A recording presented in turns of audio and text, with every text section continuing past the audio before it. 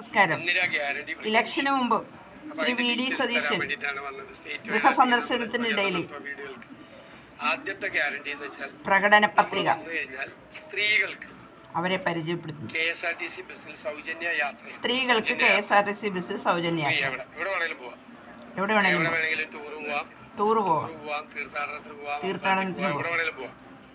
രണ്ടാമത്തെ കാര്യം എന്ന് പറയുന്നത് ഈ പെൺകുട്ടികൾ കോളേജിൽ പഠിക്കുന്ന പെൺകുട്ടികൾക്ക് 1000 രൂപ മാസം, കോളേജിൽ പഠിക്കുന്ന പെൺകുട്ടികൾക്ക് 1000 രൂപ മാസം. മൂന്നാമത് ചെറുപ്പക്കാർക്ക് സംരംഭം തുടങ്ങാൻ, ചെറുപ്പക്കാർക്ക് സംരംഭം. പിന്നെ ചികിത്സയുടെ കാര്യം അറിയാമല്ലോ, ചികിത്സ നടത്തിക്കൊണ്ടിരിക്കുന്ന ആളല്ലേ. ചികിത്സാ ചെലവെന്ന് പറയുന്നത് താങ്ങാൻ പറ്റില്ലല്ലോ, ഒരു അപ്പർ ക്ലാസ് ഫാമിലിക്ക് പോലും താങ്ങാൻ പറ്റാത്ത സ്ഥിതിയാണ്. പറയേണ്ട ആവശ്യമില്ല, നമ്മൾ ഓരോ ദിവസം കണ്ടുകൊണ്ടിരിക്കുക. അപ്പം നമ്മൾ ഉമ്മൻചാണ്ടിയുടെ പേരിൽ ഒരു ആരോഗ്യ ഇൻഷുറൻസ് കൊടുക്കും. ഉമ്മൻചാണ്ടിയുടെ പേരിൽ ആരോഗ്യ ഇൻഷുറൻസ് പദ്ധതി ചികിത്സാ ചെലവിലേക്ക് അത് ഗവൺമെന്റ് തന്നെ ഇൻഷുറൻസ് എല്ലാവരെയും ഇൻഷുറൻസ് സ്കീമിൽ പെടുത്താം. എല്ലാവരെയും ഇൻഷുറൻസ് സ്കീമിൽ ഗവൺമെന്റ് ഉൾപ്പെടുത്തും. ചികിത്സാ ചെലവ് നമ്മുടെ കുറയും. പിന്നെ ഉള്ളത് പ്രായമായവർക്ക് പ്രത്യേക വകുപ്പൊക്കെ രൂപീകരിച്ച് അവർക്ക് ഈ ജെറിയാട്രിക് ഡിപ്പാർട്ട്മെന്റ് എല്ലാം ആശുപത്രിയിലൊക്കെ ചെയ്ത് പകൽ വീടൊക്കെ ചെയ്തിട്ടുള്ള ഈ 5 ഗ്യാരണ്ടിയാണ് ശരിയായിട്ടല്ല. അതിനെക്കുറിച്ചൊന്ന് പറയാൻ വേണ്ടിയിട്ടാണ് ഇങ്ങനെ. പ്രായമായവർക്കും പ്രത്യേകം ചികിത്സാ പദ്ധതികൾ. അപ്പോൾ ഇങ്ങനെ ഒരുപാട് പദ്ധതികൾ. പിന്നെ പറഞ്ഞിട്ടുണ്ട് പെൻഷൻ 3000 രൂപയാക്കി വർദ്ധിപ്പിക്കും എന്നുള്ളത്. ഇതൊന്നും മറക്കല്ലേ. ഇപ്പൊ UDF തന്നെ അധികാരത്തിൽ വന്നിന് വാക്ക് പാലിക്കണേ.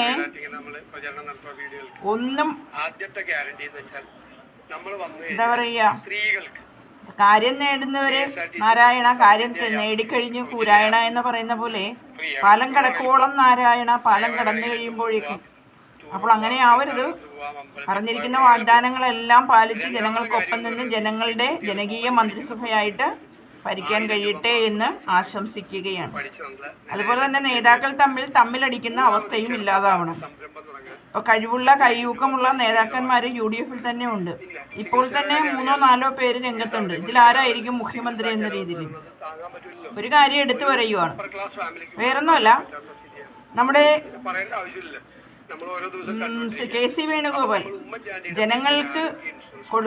ജനങ്ങൾക്ക് നൽകേണ്ടതായ വികസന പദ്ധതികൾക്ക് വേണ്ടി മുടക്കേണ്ടതായ പണം, ആ പണം തന്നെ ജനങ്ങൾ നൽകിയ നികുതി പണമാണ് ഈ ഇലക്ഷൻ ചെലവിലേക്ക് ചെലവഴിച്ചുകൊണ്ട് KC വേണുഗോപാലിനെ MP ആക്കിയത്.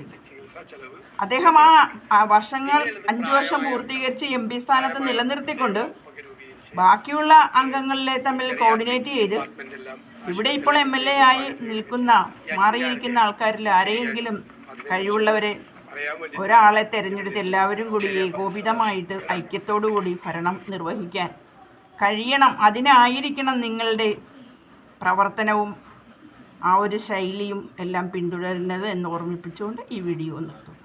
Thank you so much. Thank you.